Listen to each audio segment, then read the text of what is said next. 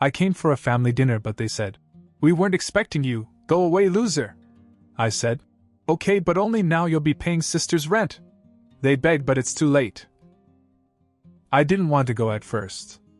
I mean, after everything that had happened to my family in the last few years, why would I? But something in me just didn't want to carry the grudge forever. My dad was turning 57, and even though I wasn't exactly their favorite person, I thought maybe I could be the bigger man and at least show up. Things had been bad ever since I inherited my grandfather's estate. Grandpa and I were close. I spent a lot of time with him when I was growing up. He always told me stories about his early struggles, how he had to fight for everything he got. I think he saw something of himself in me, which is probably why he left me a fairly substantial sum when he died. This decision did not sit well with my parents or my sister, Olivia. They were furious that Grandpa hadn't left them anything, like it was my fault or something. I tried to explain that I had nothing to do with it, but they wouldn't listen. After that, things were never the same. They treated me like an outsider, like I had stolen something from them. They were cold at family gatherings. Sometimes they wouldn't even invite me. I kept my distance, but this time I thought I'd try to make things better. I bought my father a bottle of his favorite whiskey, the expensive kind he only drank on special occasions. I even got him a box of gourmet cigars. Maybe I was naive to think that a few thoughtful gifts could change anything, but I had to try. When I arrived at the house, Olivia answered the door. She was the only one who hadn't completely cut me off. We weren't super close, but we'd kept in touch here and there. "Hey, Jeffrey," she said, looking a little surprised. "I didn't know you were coming." "Yeah," I replied. "I thought I'd show up for Dad's birthday." She hesitated for a moment, then shrugged and let me in. As I walked into the living room, I saw a bunch of relatives sitting around talking and laughing. For a moment it felt almost normal. But then I saw my parents. My mom's face turned pale, and my dad's expression hardened. The room grew quiet. "You," my dad muttered. "What are you doing here?" I tried to stay calm. "I came to wish you a happy birthday. I brought some presents." He scoffed. "We didn't invite you." My mother chimed in, shaking her head. "Why are you even here? You always bring trouble. Just leave." I could feel my patience wearing thin. I had come here to make peace, and this was the reaction I got? I looked around at the other relatives. They looked uncomfortable, as if they were witnessing something they weren't supposed to see. "Look," I said, keeping my tone even. "I'm not here to fight. I just wanted to celebrate with you." My dad snorted. "Celebrate? You're nothing but a loser. You think a few gifts will make up for everything?" That hit a nerve. All those years of being treated like dirt, like I didn't belong, came rushing back. I clenched my jaw, trying to keep it together, but then my dad pushed it further. "Get out, Jeffrey," he said. "We don't want you here." And that was it. Something inside me snapped. "Fine," I said, my voice cold. "I'll go. But guess what? I've been paying Olivia's rent all this time because you couldn't be bothered to help her. Not anymore. That's on you now." Their faces froze. It was as if they hadn't expected me to stand up for myself. Suddenly, my mother rushed forward. "Wait, Jeffrey Dash." "No," I interrupted. "I'm done. You don't want me here? Fine. But you'll regret this." I turned and walked out, leaving the house in dead silence. As I reached my car, I could hear them screaming from the front door, begging me to stop. But I didn't look back. I got in and drove away, anger boiling in my chest. I wasn't sure what would happen next, but one thing was clear: I wasn't going to be their punching bag anymore. The next morning, my phone exploded. Olivia had called me 6 times, left 3 voicemails, and sent a barrage of texts. I ignored her at first. I needed some space to clear my head after what happened last night. But curiosity got the better of me and I listened to one of the voicemails. "Jeffrey, it's Olivia. What the hell is going on? Mom and Dad are freaking out, saying you cut me off. They're blaming me for everything. Call me back." I sighed and threw my phone on the bed. Of course they were blaming her. They were always quick to throw someone else under the bus when things went wrong. Still, I felt bad for Olivia. It wasn't really her fault. I'd been helping her with the rent for the last 2 years because our parents refused to lift a finger for her when she was struggling. But I wasn't going to let them guilt me into continuing, not after the way they treated me. About an hour later, Olivia showed up at my apartment. She didn't even knock. She just barged in. "Jeffrey, what the hell have you been doing?" she demanded. "Good to see you, too," I said, crossing my arms. "I'm serious," she snapped. "Dad called all the relatives and told them you threw a tantrum at the party. Now half the family is pissed at me because they think I'm the reason you stopped paying my rent." I raised an eyebrow. "Wait, what? He told them that?" "Yeah," she said, throwing up her hands. "They say I must have sided with you against them or something. Uncle Mark called me this morning and asked me if I was plotting with you. It's crazy." This was new. I hadn't expected the rest of the family to get involved so quickly.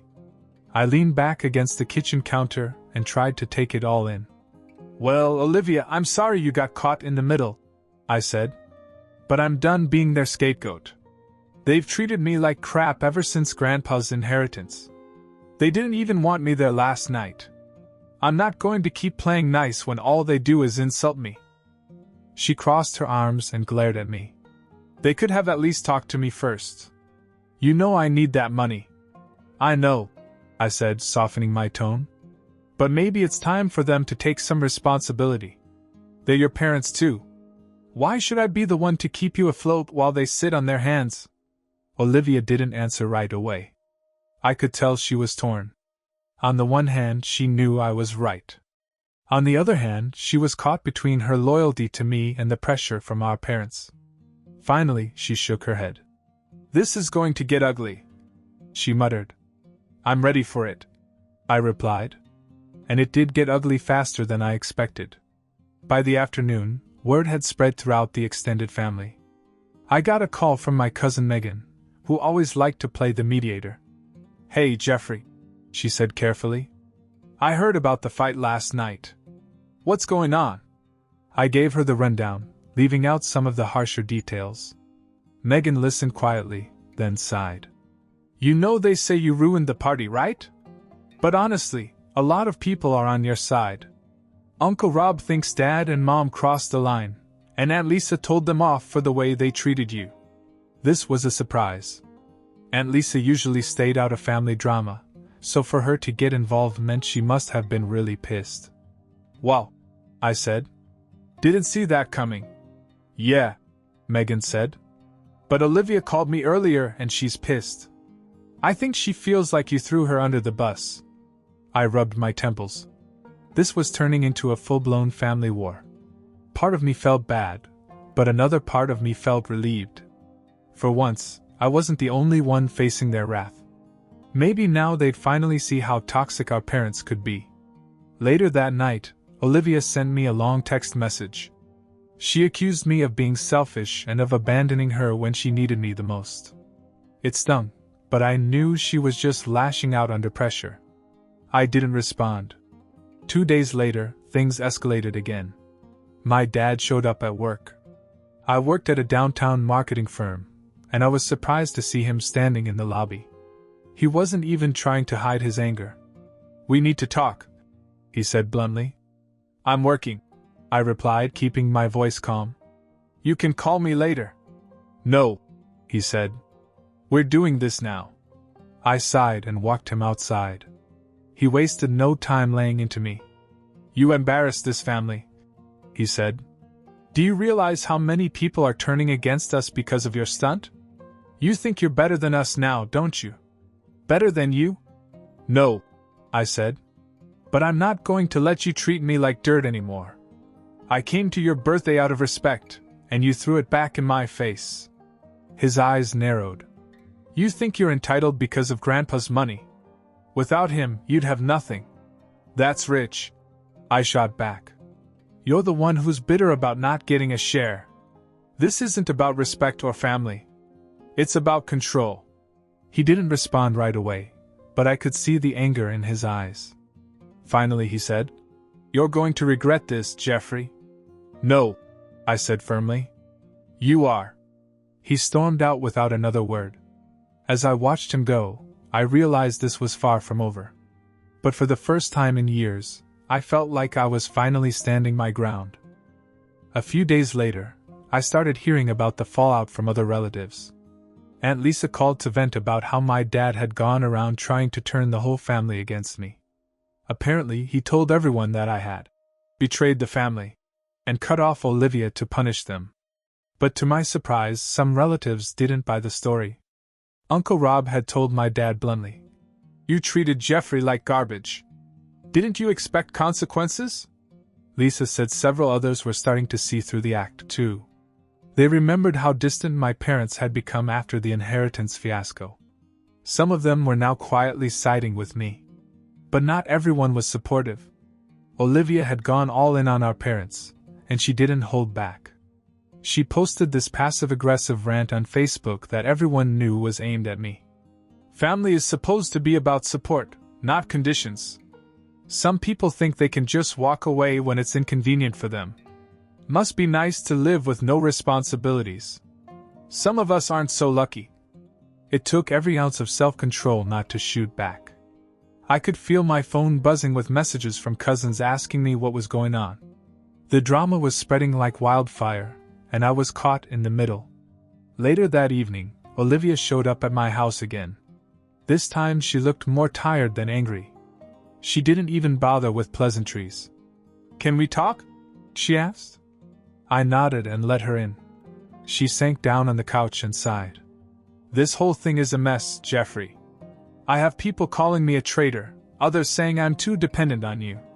I can't win. What am I supposed to do?" "Olivia, I understand," I said. "But this isn't just about the rent. It's about the way they've treated me all these years. I came to Dad's party to make peace, and they humiliated me in front of everyone. You think I'm just going to roll over and take it?" She looked down at her hands. "I know they were wrong, but they're still our parents. I don't want to be in the middle of this fight." I could tell she was struggling, torn between her loyalty to them and the support I'd given her. I decided to be honest. "Look, Olivia, I never wanted to make you choose sides. But I'm not going to let them walk all over me anymore. I've supported you because I care, not because I owe them anything. If they want to be responsible for you, let them." Her eyes flashed with frustration. "You don't get it. They won't help me. They never have. Without your support, I'm screwed." For a moment I felt a pang of guilt, but then I remembered the years of insults, the way they had treated me like an outsider. I wasn't going to sacrifice my mental health for people who didn't respect me. "I'm sorry, Olivia," I said quietly. "But I can't do this anymore." She stood and shook her head. "Fine. But don't come crying to me when this all backfires." She left without another word. The next day things took an unexpected turn. Uncle Rob called and asked if I would meet him for coffee. I agreed, curious to see what he wanted. When I got there, he didn't waste any time getting to the point. "Look, Jeffrey, I know things have been tough with your parents. But I want you to know that you're not alone. A lot of us have seen the way they've treated you. It's not right." "Thank you, Rob," I said, sipping my coffee. "But I'm not sure what good it does. They're not going to change." "Maybe not," he admitted. "But I think it's time we stop letting them control the narrative. You don't have to fight this fight alone." He went on to tell me that several relatives were planning to confront my parents about their behavior. I hadn't expected this. Most of them usually stay out of family drama, but this time they were taking a stand. That night I got a call from Aunt Lisa. "We just had a meeting with your parents," she said. "It got heated. We told them they needed to apologize to you and start treating you with respect. Of course, your dad was stubborn as hell, but I think we got through to your mom a little." I was stunned. For years I had felt isolated, like I was the only one who saw how toxic my parents could be. Now the family was beginning to push back against their behavior. Still, I wasn't holding my breath for an apology. People like my father didn't change overnight. Then, just when I thought things couldn't get any weirder, I got a message from Olivia. It was short and cryptic. "We need to talk. Something's happened." Olivia's message made me feel uneasy. I considered ignoring it, but curiosity got the better of me. I texted her back. "What's going on?" Her reply came quickly. "Come to Mom and Dad. It's serious." Against my better judgment, I drove over. I knew I was entering enemy territory, but if something was really wrong, I figured I should at least hear her out. When I got there, Olivia met me at the door. She had this somber look on her face, like she was bracing herself for something heavy. "They're in the living room," she said softly. I followed her inside, and there they were, my parents, sitting stiffly on the couch. They both looked tense, but there was also a hint of something off. My dad gestured for me to sit down, but I stayed standing. "All right," I said, crossing my arms. "What's this about?" My mom sighed dramatically. "We didn't want to tell you this way, but Olivia's in trouble. She's behind on her rent again. We just found out that she might be evicted." I looked at Olivia. She looked away and bit her lip. "We can't let that happen," my dad added. "She needs your help, Jeffrey. Just until she gets back on her feet." I stared at her for a moment, letting the words sink in. Something didn't feel right. "How did you just find out about this?" I asked. "We got a call from her landlord," my mother said quickly. Too quickly. Olivia fidgeted uncomfortably and avoided eye contact. My instincts kicked in. I had been lied to by her before, and this whole thing reeked of manipulation. "So let me get this straight," I said slowly. "You're telling me that her landlord called you instead of her? And this is the first you're hearing about it?" My dad's face tightened. "Look, Jeffrey, this isn't the time to question details. Olivia needs help." I turned to Olivia. "Is this true? Are you behind on the rent?" She hesitated, then finally shook her head. "No. I'm not behind." I felt my jaw clench. "Then why are you all playing this game?" Olivia winced. "They thought if you thought it was serious enough, you'd help again. That was it." I snapped. "Are you kidding me? You dragged me here with a fake emergency just to manipulate me into giving you more money?" I turned to my parents. "What is wrong with you people? You couldn't just ask me like normal people?" "Jeffrey, don't overreact," my mother said, her voice defensive. "We were trying to protect Olivia. You're the one who cut her off." "No," I shot back. "I cut you off. Olivia is a grown woman, and if she's in trouble, it's between her and me. But instead of coming to me honestly, you chose to lie.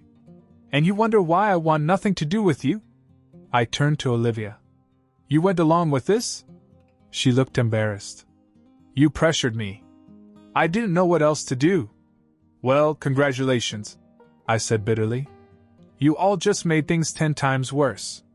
I stormed out, but I wasn't done. My anger only grew on the drive home. I had put up with their manipulation for years, but this was the last straw. They wanted to play games? Fine. I was going to set the record straight. When I got home, I started calling and messaging the relatives who had been in contact with me. I told them everything: how my parents had lied about Olivia being in trouble, how they had tried to guilt me into helping after humiliating me at the party, and how they had turned the whole situation into a circus. The response was swift and brutal. Uncle Rob called me first. "You're telling me they made that whole story up? Jesus Christ. That's low even for them." Aunt Lisa was even angrier. "I'm done with them," she said. "They've played the victim card for too long. They're toxic, and they've been dragging this family into their mess for years." Word spread quickly. Within a day, most of the family knew the truth. The tide had completely turned. Relatives who had been on the fence began to cut off contact with my parents and Olivia. No one wanted to deal with their lies and manipulation. Olivia texted me and begged me to stop. "Please, Jeffrey. You're losing everyone. They say it's your fault."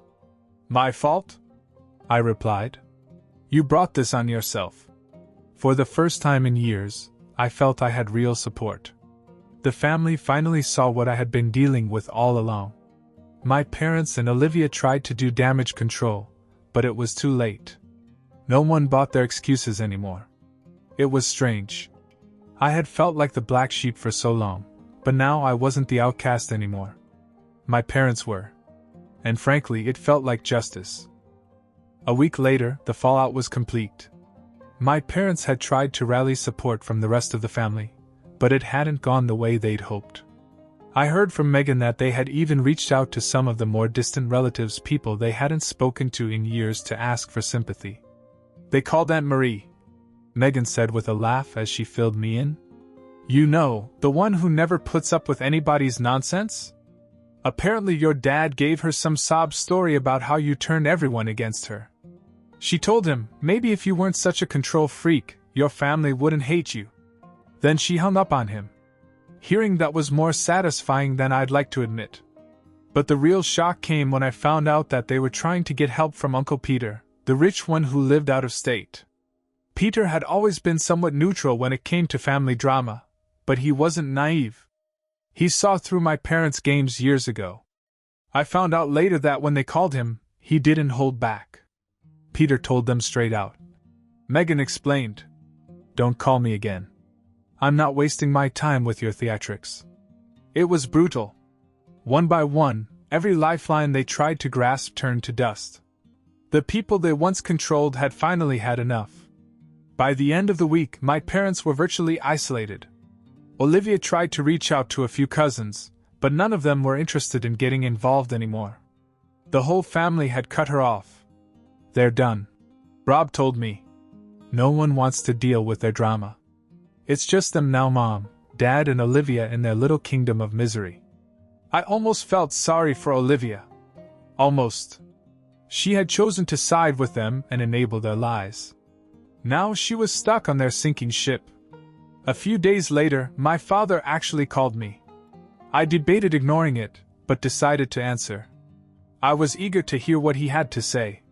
Jeffrey, he said after a long pause. We need to talk. Do we? I replied, my voice cold. We made some mistakes, he said slowly. But you've made things worse by turning everyone against us. Don't you think it's time to end this feud? I laughed bitterly. You think this is my fault? You brought this on yourself. You lied to me. You humiliated me in front of my family. Now you're facing the consequences and you want me to fix it for you?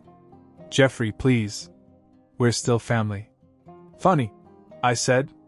You didn't care about family when you called me a loser in front of everyone. Now that you have no one left, you want my help? No. I'm done. He tried to argue, but I hung up on him. That was the last time I talked to him. The last time I spoke to any of them, really. I later heard through the grapevine that they were struggling to keep up appearances. With their family ties severed, they had no one to lean on. Olivia, who had relied on my support, was now learning the hard way that our parents had no intention of helping her. As for me, I felt free. For the first time in years, I wasn't weighed down by her toxicity. I had my life back and the support of loved ones who truly cared about me. My parents and Olivia were left in their self-made kingdom, with no one to blame but each other. And honestly, I was okay with that.